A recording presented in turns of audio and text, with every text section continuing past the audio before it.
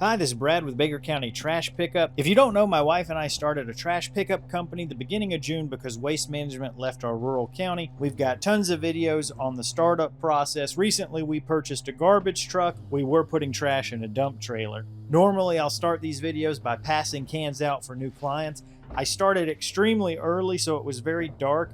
The footage ended up just looking really bad as far as like flashing lights issues. So I don't really have much footage to show except for when it starts to get daylight. But then the camera cut off, so I didn't get much footage during daylight hours. So this is what the truck looked like when it was all loaded down. We had a very good week for adding new cans and new customers. If you remember, last week was our first week running the garbage truck, and there was a learning curve as far as figuring out a combination of what needed to be done to have the PTO run correctly. The PTO is what powers the hydraulics and lets me pick up the can and sweep the trash and pack the trash, all that kind of stuff. The user manual says put it in neutral with the parking brake on and then turn the PTO on. Unfortunately, Pac-Mac, they just give you a flash drive instead of a paper manual. So I didn't even plug it into the computer until after we had all those issues. Completely my fault. At this point, I think we've been putting it in park and running the PTO. So this next time we'll try doing that,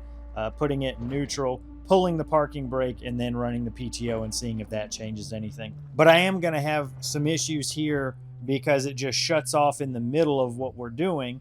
And I thought my wife did something. Turns out I never shut the access door on the side all the way, and it popped open and there's a safety switch on there. Once I just did a walk around, I found that door was open, just slammed it shut, and we were back in business. So thankfully, no real issues or delays on today's trip. And even though we've got more customers, we finished quite a bit quicker. So really starting to see some of the efficiencies come, and that should only get better as I get a little bit more handy with the timings and the workflow of this truck. So still really excited about that. Lights, I can't thank you. One of the common suggestions from last week's video was to not run the packer and the slide every single time that I dump trash. One thing it's going to be difficult for you to tell from your angle, but the hopper that I have is probably much smaller than what you're used to working in. So if it's something where, you know, your experience is in 20, 25, 30 yard trucks and you can fit quite a few cans in your hopper, I can really only fit one full trash can in the hopper. So what that means is if I pull up to a house and there's, you know, just 2 trash bags, yep, I can dump that and just run straight to the next one without having to worry about cycling everything. But if there is a full 96-gallon trash can, that pretty much fills up the hopper. And if my next visit is a full 96-gallon trash can, when I tip the new garbage can, the garbage doesn't completely fall out of the trash can, which means then I have to go ahead and cycle it anyways. And when the packer sweeps down and clears out that hopper, then the rest of it goes ahead and falls down as well. So that's a very long way of saying I appreciate the advice. I'm definitely going to do better when there's only 1 or 2 bags and leave those alone, again, unless I'm getting on the highway and I see some kind of loose trash. But I can still really only fit 1 full trash can in the hopper, and the next full 96-gallon trash can is going to need to have a clear hopper, or else it just kind of backs up. The other issue with doing that I found, if the hopper is full and then you tilt a new can in and the trash backs up in the trash can because it can't all fall out, when you bring the slide and the packer down, sometimes when it's doing its thing, it can push some of the trash that's right around the trash can. And I've had a couple instances where it knocks something out onto the ground. And that doesn't happen every time, but that is one negative side effect of overloading the hopper. So in a couple of previous videos, I've talked about some of the issues that I've had with the truck. Namely, one of them was a bad weld job that really ruined one of the panels on the truck, and had a lot of folks give feedback about how they wouldn't have stood for that and they would have just walked away from the deal. Even after giving the reasoning of why that wasn't an option for me, still had some folks say, no, you were in the wrong, you shouldn't have stood for that. And like I said in the explanation, this is just what's right for me and what's good for me. I'll never tell you what you need to do. This is just my realities and that type of thing. One thing I would like to share is some of my life experiences that led me to making that decision that you may not have thought of or have experienced. I used to think that if you bought something brand new and you paid good money for it, that meant it was going to be perfect. I think with automobiles, a lot of times that's relatively accurate, right? You show up and you see a Honda Civic that, I bought a new Honda Civic in 2008. It was a little two-door coupe. And I was driving a Jeep Grand Cherokee about an hour each way to work at Blue Cross and Blue Shield. And so what I was paying in gas on the Jeep was less than the new car payment of the Honda Civic. Anyways, if you're dealing with automobiles that the manufacturers have built tens or hundreds of thousands of these things over and over, and now robots do a lot of it, you're probably going to get a very good product. When I bought my first $3,000 zero turn, it was a Big Dog Alpha or a Big Dog. Yeah, I think it was Big Dog Alpha. There were some stupid little issues on that I didn't find out about until I got back home and started using it. And the dealer's was an hour and a half away. So the dealer's like, well, I can't really do anything unless you bring it back. And I'm mad because I just spent $3,200 on this mower that was having, I don't even remember what the issues were. It was whatever it was stupid, and I just fixed it myself. But that was kind of an eye-opener that you can have a warranty and you can have dealer support, but if you're not nearby, or even if you are nearby, it's still going to cost you the time of having to go get it fixed. And then it also let me know, just because you buy something brand new doesn't mean there won't be issues. So that has repeated itself as we have bought things over the years. I remember whenever 2020 came around, we started getting into RV camping. We didn't really want a used one, so we bought a brand new, a little tiny wolf pup. I think we paid like $16,000 or $17,000 for it. And this thing had so many fit and finish issues that I was like mortified. I thought that somebody had built this on a Monday, hungover, or a Friday, thinking about the weekend. There was wood and metal shavings everywhere. Like nobody cleaned up after themselves. Any of the installers, they left trash from their installation just laying in certain places because they thought it wouldn't be seen. And come to find out, that's really all RVs. The lesson to take away is the less frequently something is built and the more frequently human labor is used to build it, the less perfect it will be. And you ask anybody who's gotten a new RV, it's the same exact thing. There's junk everywhere. There's screws that don't line up to studs.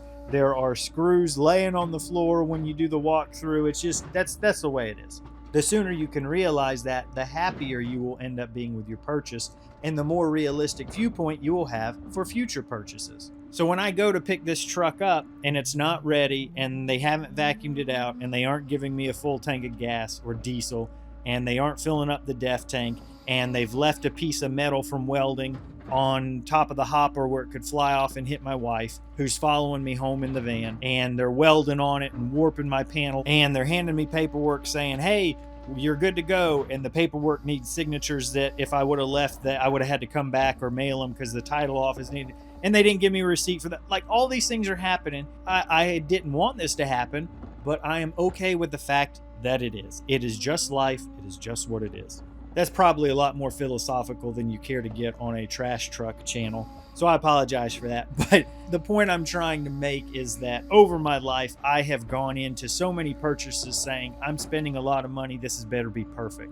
And it never is. And so if you're the kind of person who's going to insist that it is, just be ready to spend a lot more time and energy and years of your life being sucked away trying to deal with that. For me, I just wanted to get the truck home and do work with it.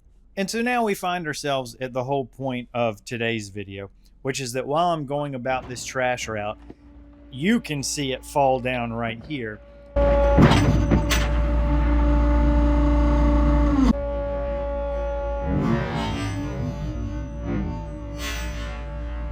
I am cycling trash, and as I'm clearing the hopper, I say, man, that's a really weird thing to throw away, that bolt and hardware. And you can see me staring at it and contemplating, is this for me? But in my mind, I was saying, This can't be for me. This is a brand new truck. What are the odds that something has vibrated loose in less than 15 minutes of PTO running time? Like, it's practically zero. There's no way that could be mine. So I just leave it in there instead of picking it out just to be safe, which would have been the smart thing to do.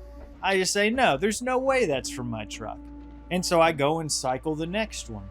And you can see the green bracket fall down next.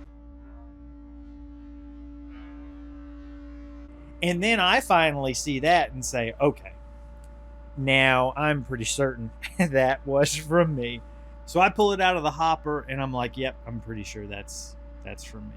It wasn't until I got home that I could figure out where it came from. You can see me trying to look around, but where everything is up top, I just can't tell.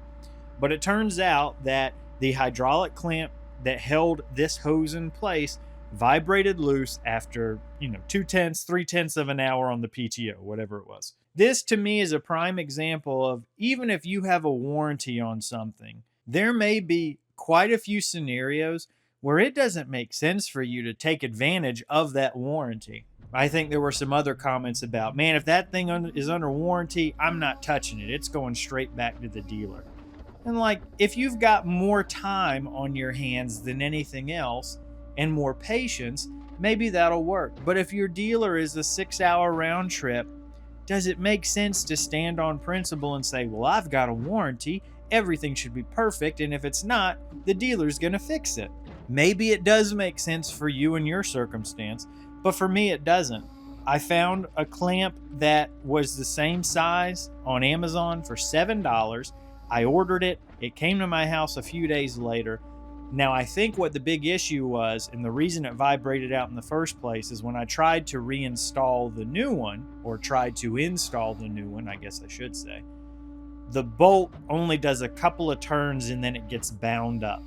And so it doesn't actually clamp it all the way down. It still does its job, but it's not the way it's supposed to. So I can't tell from the angle that I'm at if there's a piece of slag in the threads, if somebody was welding something and it's off center, or there's something fouling it up. I just don't know. I can't tell. That's what my inclination is, because of the fact that it vibrated out in the first place. And then when I go and try and put something back in, it won't screw in and tighten down the way it should. I'm thinking whoever was putting it together said, hey, that's good enough. It is what it is. Should that happen on a $130,000 truck that's brand new? Absolutely not. Am I going to get bent out of shape because it did? Absolutely not. And I get if at the end of the day, you don't want to touch anything because you've got a warranty, you want to, hang the dealer out to dry for it, that's fine. It's just a matter of, in my life, I've decided that my sanity and my time are worth much more than dealing with issues. So if that means that for $7 and a few minutes of my time on something as small as this, it just makes sense to do it myself. And so while I am very glad I have a warranty, I think on the garbage body, it's like it's not a great warranty. It's 1 or 2 years. I don't remember what it is. The Isuzu, which is the part that I'm more concerned about, because that I don't have a whole lot of knowledge around, and I don't know anything about diesel engines, and I feel like I could troubleshoot, but I probably couldn't repair if something was wrong. I've actually got a 5-year extended warranty on the engine and the transmission. It's 5 years, 250,000 miles, which works out perfectly for me. There was a 3-year unlimited mile. The extended warranty is 5 years, 250,000, and I'm running this thing 1 or 2 days a week, so I'll never hit that mileage in 5 years. So the extra 2 years works out really well for me. So the Isuzu part of it, the cab, the part that we drive in, the frame, the transmission, the engine, all that's covered under really good warranty. The closest Isuzu dealer to me is in Jacksonville, Florida, which is about an hour. I still have to take it there for an open recall. They've got to reprogram something. I don't know what it is, but I'll try and get some footage of that whenever I do go. Right now, it just hasn't been affecting anything. So at the end of the day, the truck still does the work I need. That's all I care about. If there's a couple of hiccups along the way, I'm willing to deal with them. Now, what I will say is that there are some things that I think manufacturers should be doing in this day and age that is just completely my personal preference. One of them, if I'm spending $130,000 on a vehicle, don't give me a user manual on a flash drive. Spend 15 or 20 bucks. It's probably less than that. Print everything out for me. Give it to me in a spiral bound notebook. Make me feel like you care about me. I hate it when I get a user manual and a parts manual on a flash drive, because then I've got to go print it out myself if I want it on hand to reference parts. The other thing that would be really nice if there were any tool holders on this rig. Some manufacturers will weld on little hooks, little loops, little places where you can store things like shovels and rakes and brooms. The truck I have doesn't have any of that. Last week I brought a broom with me for the first time, a big stiff bristled push broom that really helped on cleaning out at the landfill. And I didn't have anywhere to store it. I just put it in back of the blade, and that worked fine. But it would be nice if there were somewhere I could store it where the trash juice didn't get all on it going through the workday. That's something that I think for relatively little money would be a pretty high return add-on from the customer's perspective. You know, a couple bucks in metal, another couple seconds welding, and the fact that I have a tool holder and I don't have to fabricate something myself, well, that's going to mean a lot to me. One thing that I don't know if it's any kind of industry standard either, but if there were somewhere where I could store my gloves outside, like a pouch or a pocket of metal that, you know, had drain holes so it wouldn't collect water, but then I could just drop my gloves in. That's something I'm going to have to come up with myself. I think I should be able to figure it out with a cheap trash can and bolting it to the platform that I stand on. I'll show you that in another video.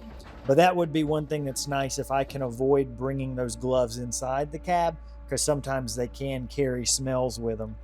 But just a couple things like that I don't think would be too difficult for manufacturers to add. It would really improve the workflow and just the quality of life, if that's the right term, of the end users who are spending hours and hours a day on these machines. At the end of all this, please don't get me wrong. This truck, it is so much nicer to do the trash route with this truck than the dump trailer. My goodness, it's night and day, and I'm just so tickled pink to have been able to get it and find such a good deal on it. Oh, I know a lot of folks are not going to think it's a good deal because the issues and the build quality that I've run into so far, but this truck works. It does everything I need it to, and sure, there were some hiccups along the way, but it did it for a fraction of the price that I can find anywhere. Like, even if you go try and find some new ones now, you're not going to find them for 125 grand. And that's the other thing I realized too about the Pac-Mac loader that I decided to purchase, is it is going to be one of the cheapest ones available. And so with it being the cheapest, you're going to have things that could be improved upon. But if there weren't those issues, it wouldn't be the cheapest, which means I wouldn't have been able to afford it, which means I wouldn't have been able to get it. So don't think that me highlighting some of these deficiencies is complaining about it. I would still do it all over again, knowing what I know now with the issues that I've run into. Yeah, give it to me all over again. I still want the truck. Going over our numbers for this week, I added 12 clients and 13 trash cans. Brings us up to 56 clients and 63 cans, so scooting along there. Fuel this week, I want to say we added one little neighborhood that took a little bit longer to get to or was out of the way. So we did spend a little bit more in fuel. We consumed more fuel, I should say. And our costs for this day were $29.22. Somewhere around $540, and when we back our costs out, we're left with close to $510 in profit. We left the house at 6:15. We left the landfill at 11:06. It's about a 30-minute drive back home. Roughly 11 man hours between the two of us. My wife drove. She runs the cell phone that has our job wrap, which is how we start, stop, and complete jobs. That keeps track of our time. It gives us a GPS stamp so we can tell people, well, here's the proof that we were here at this time, in case they ever say, hey, you didn't come pick my can up. So $46.34 an hour. That hourly rate is creeping up. Again, the standard disclaimer I give, we aren't actually paying ourselves, so we aren't seeing $46 an hour.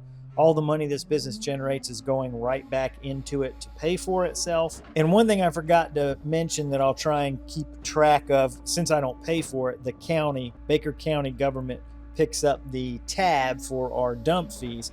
but we dumped 2,000 pounds on the nose this visit, and if we were paying, that would have been $30. They charge $30 a ton at the local landfill. So not having liners and not having dump fees really our only direct costs for these runs is the fuel that we burn. Now, of course, those aren't the only expenses, but I just try and keep things pretty simple in these videos. Once we get to maybe like 100 customers or 6 months or something like that, where it's a nice round number, we'll do some more in-depth videos about the finances and all the expenses. But for now, I just try and keep it simple. So that'll wrap up this week. If you've got any questions you'd like me to answer, please leave them down below in the comments. If you've got suggestions, keep them coming. I'm still learning the ropes of this, so there's a lot that I don't know. As always, thanks so much for watching, and we'll see you in the next one.